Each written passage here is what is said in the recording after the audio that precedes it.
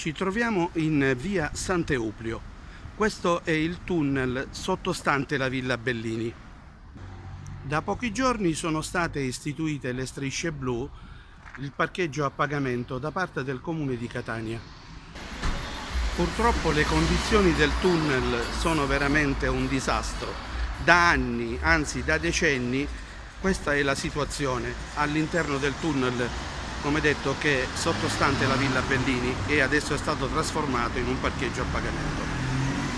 Già nella fine degli anni 90 si trovava in queste condizioni e purtroppo oggi è ancora così.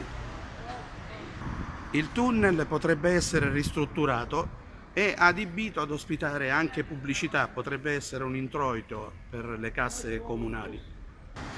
Come potete vedere, oltre alle condizioni di disastro della parte muraria, i marciapiedi sono in cattivo stato e, come al solito, i rifiuti la fanno da padrone. Ma questa è un'altra storia, perché purtroppo esistono anche gli incivili.